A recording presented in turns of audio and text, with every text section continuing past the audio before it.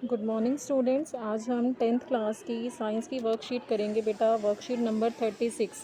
ये वर्कशीट आपकी 1 अक्टूबर के लिए शेड्यूल की गई है।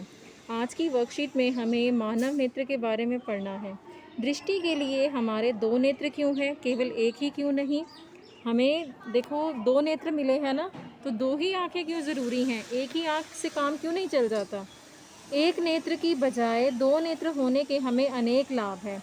इससे हमारा दृष्टि क्षेत्र क्या हो जाता है, विस्तृत हो जाता है, मतलब बड़ा हो जाता है। हम ज़्यादा एरिया देख पाते हैं 2 आँखें होने से, ठीक है। मानव के एक नेत्र का क्षैतिज दृष्टि क्षेत्र लगभग 150 डिग्री होता है, जबकि दोनों नेत्रों द्वारा यह लगभग 180 डिग्री हो जाता है। अगर हमारी एक ही आँख होगी तो उससे हम कितना ही एरिया देख पाएंगे, 150 डिग्री तक, लेकिन दोनों आँखों से हम 180 डिग्री तक देख पाते हैं, ठीक है। एक नेत्र हो तो 150 डिग्री, लेकिन दोनों आँखों से 180 डिग्री का। किसी मंद प्रकाशित वस्तु के संसूचन की सामर्थ्य एक की बजाय 2 सूचकों से बढ़ जाती है।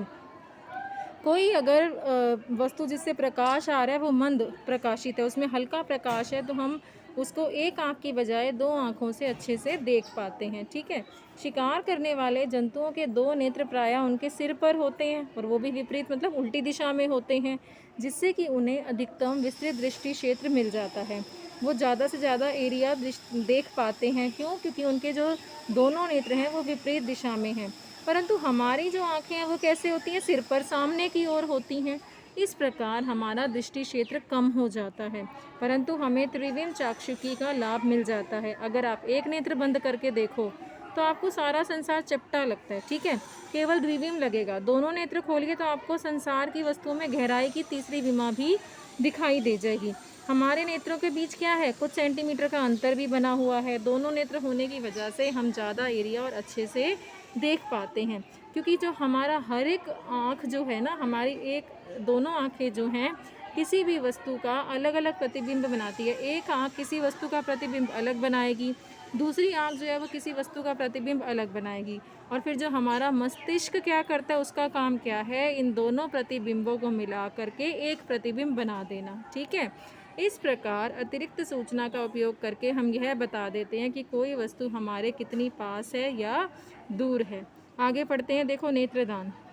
हमारे नेत्र हमारी मृत्यु के पश्चात भी जीवित रहते हैं, कुछ टाइम तक रहते हैं, ठीक है। अपनी मृत्यु के बाद, पश्चात मतलब बाद, नेत्र दान करके हम किसी भी नेत्रहीन मतलब अंधे व्यक्ति के जीवन को प्रकाश से भर सकते हैं। नेत्रदान करते समय हम कुछ बातों का ध्यान रखना चाहिए। नेत्रदान करने वाला व्यक्ति किसी भी आयु का हो सकता है, किसी भी वर्ग का हो सकता है, किसी भी लिंग का हो सकता है। चश्मा पहनने वाला है या किसी को मोतियाबिंद है तो वो भी नेत्रदान कर सकता है। किसी को मधुमेह है यानी कि डायबिटीज़ है, या किसी को हाई ब्लड प्रेशर है, उक्त रक्तचाप है, उससे पीड़ित व्यक्ति हो, या दमे का रोगी हो, तो या जिन्हें कोई संक्रामक रोग नहीं है, वो भी नेत्रदान कर सकते हैं। मृत्यु के पश्चात 4-6 घंटे के अंतर नेत्र निकाल दिए जाते हैं। जिसको नेत्रदान करना हो उसकी मृत्यु के बाद 4-6 घंटे के अंदर अंदर नेत्र क्या होते हैं, निकाल लिए जाते हैं।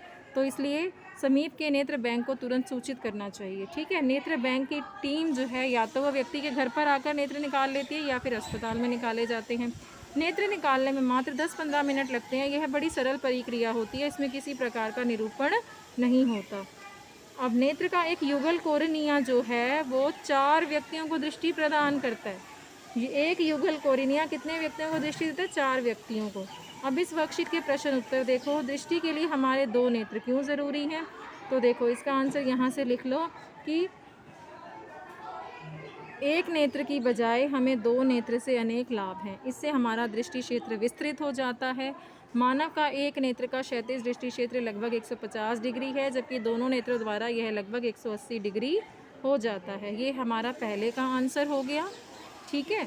अब हम दूसरा प्रश्न देखेंगे। दूसरा प्रश्न है हमारा, नेत्रदान करते समय हमें किन वस्तुओं को या किन बातों को ध्यान में रखना चाहिए? तो नेत्रदान करते समय ये पॉइंट्स लिख लो। नेत्रदान करने वाला व्यक्ति किसी भी आयु वर्ग अथवा लिंग का हो सकता है। चश्मा पहनने वाला या मोतियाबिंद का ऑपरेशन करा चुका व्यक्ति भी नेत्रदान कर सकता है। मधुमेह हो या उक्त रक्तचाप हो, दमे का रोगी हो, जिन्हें कोई संक्रामक न हो, वो भी नेत्रदान कर सकते हैं। मृत्यु के पश्चात 4-6 घंटे के भीतर नेत्र निकाले जाने चाहिए। समीप के नेत्र बैंक को तुरंत सूचित करें। तो ये 4 पॉइंट आप इसमें से लिख सकते हो, ठीक है। ज़्यादा लिखना चाहो तो ज़्यादा भी लिख सकते हो पॉइंट्स। अब ये वर्कशीट यहाँ कंप्लीट हुई। अगर मेरा वीडियो अच्छा लगे तो चैनल को लाइक एंड सब्सक्राइब करें। Thank you for watching my video.